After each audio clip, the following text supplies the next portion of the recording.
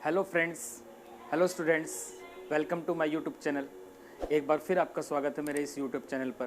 पिछली वीडियो में हमने आपको क्लास 10th का पॉलिटिकल साइंस का 6th chapter political party discuss किया, जिसके अंदर हमने आपको पॉलिटिकल पार्टी का मीनिंग, उसके फंक्शन और उसके टाइप्स, रीजनल पॉलिटिकल पार्टी और नेशनल पॉलिटिकल पार्टी, इन बातों पर चर्चा की थी। आज की मेरी ये वीडियो जो है उससे आगे की है। अगर आप लोगों ने मेरा फर्स्ट पार्ट नहीं देखा है तो वो यूट्यूब चैनल पर आपको मिल जाएगा, आप उसे देखिएगा।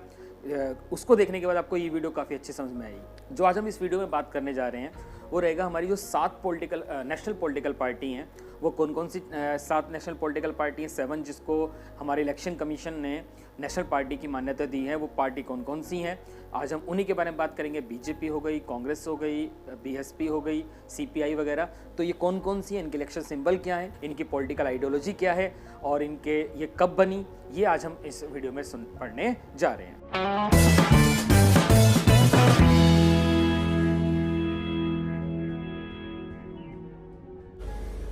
हम बात करते हैं कि हमने भी कहा कि हमारे यहाँ पर 7 नेशनल पार्टियां हैं। उसके अलावा जितनी पार्टी हैं वो सब क्षेत्रीय पार्टी हैं, वो सब रीजनल पार्टी हैं। तो जो 7 हमारी नेशनल पार्टी हैं, जो 7 हमारे राष्ट्रीय दल हैं, उनमें सबसे पुराना दल है इंडियन नेशनल कांग्रेस, भारतीय राष्ट्रीय कांग्रेस।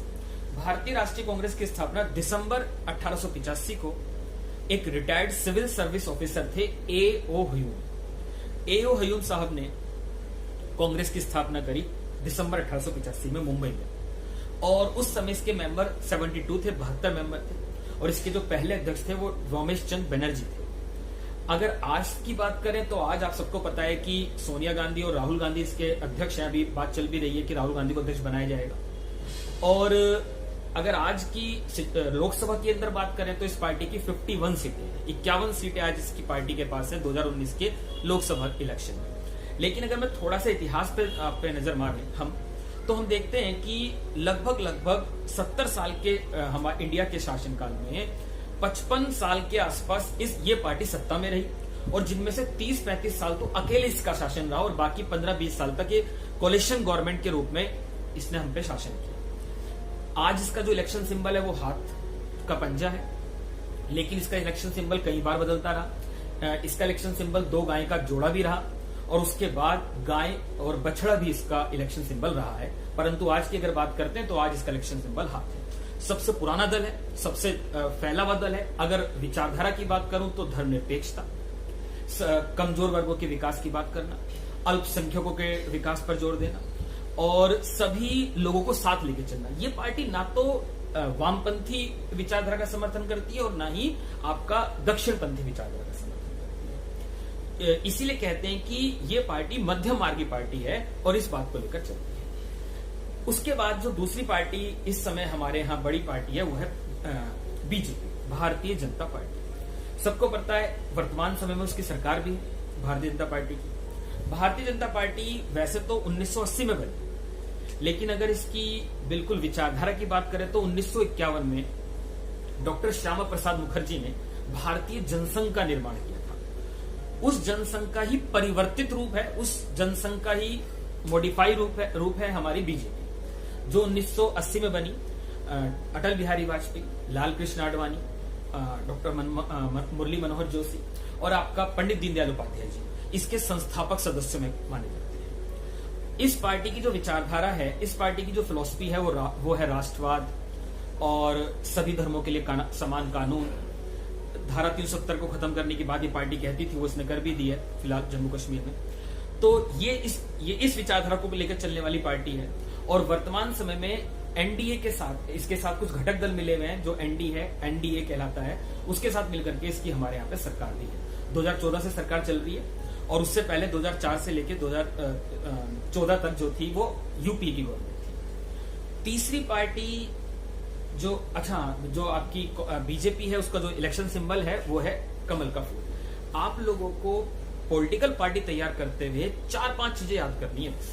पार्टी कब बनी, इलेक्शन सिंबल, आज उसका अध्यक्ष कौन है, किसने बनाई और उसकी आइडियोलॉजी। ये 5 चीजें आप याद कीजिए, पूरा क्वेश्चन आपका तैयार हो जाएगा। थर्ड, आगे बात करते हैं बीएसपी, बहुजन समाजवादी पार्टी।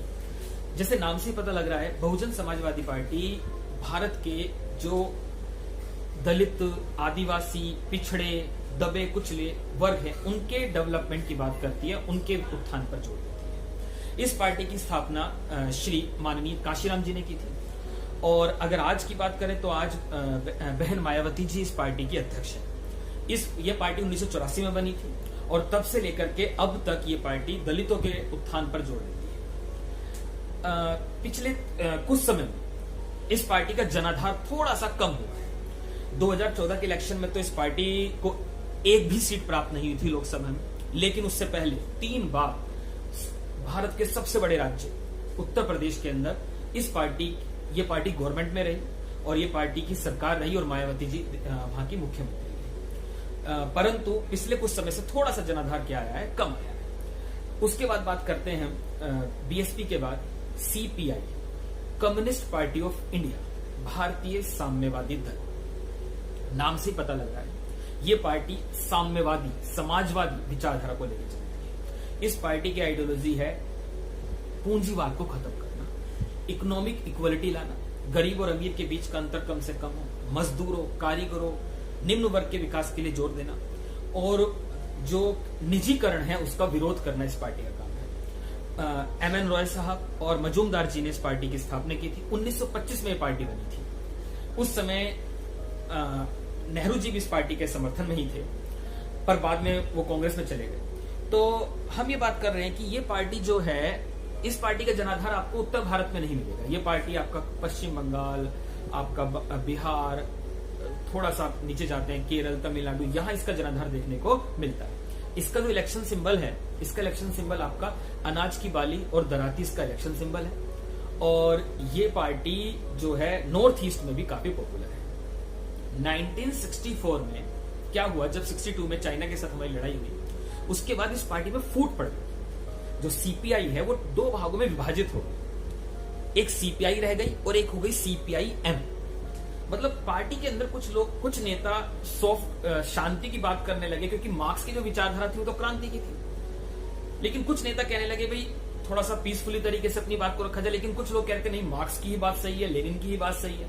तो इसीलिए वो लोग पार्टी से अलग हो गए 1964 में और पार्टी 2 भागों में विभाजित हो गई। उस समय ज्योति बसु और सीताराम येचुरी जो है इस पार्टी सीपीआईएम के जो है मुख्य नेता रहे।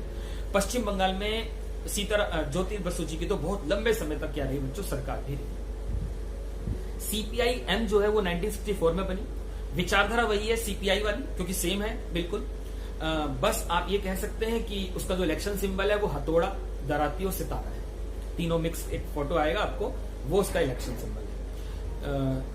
तो ये आप सीपीआई के बाद, सीपीआईएम के बाद हम आते हैं एनसीपी, नेशनलिस्ट कांग्रेस पार्टी, राष्ट्रवादी कांग्रेस पार्टी। ऐसा हुआ 1999 में कांग्रेस के अंदर ही विभाजन हुआ और कांग्रेस के कुछ लीडर ये कहने लगे कि जो देश के बड़े पद हैं वो देश के जन्मजात नागरिकों के लिए ही सुरक्षित होने चाहिए, क्योंकि उस समय ना सोनिया जी को पीएम बनाने की बात चल रही थी। इसलिए कांग्रेस के अंदर से ही कुछ लोग हट गए और जिसको नेतृत्व दिया शरद पवार जी ने, जो महाराष्ट्र में है, आपको पता है। तो उन्होंने अपनी एक पार्टी बनाई 1999 में, जिसको हम नेशनलिस्ट कांग्रेस पार्टी के नाम से जानते हैं, जिसका इलेक्शन सिंबल टेबल वॉच है। टेबल वॉच उसका इलेक्शन सिंबल है। और ये पार्टी इस बात पर जोर देती है, सारी विचारधारा कांग्रेस वाली है, बस एक बात पर जोर देती है कि जो देश के बड़े पद हैं वो देश के जन्मजात नागरिकों के लिए, जो बाय बर्थ इंडिया के सिटीजन है, उनके लिए रिजर्व होने चाहिए। 2016 से पहले हमारी 6 पॉलिटिकल पार्टियां थी जिनको नेशनल पार्टी की मान्यता दी थी हमारी इलेक्शन कमीशन ने। लेकिन 2016 में हमारी एक पार्टी और, Trinamool Congress, all India Trinamool Congress, TMC को बोलते हैं आप लोग, कांग्रेस से विभाजित होकर ये पार्टी बनी थी।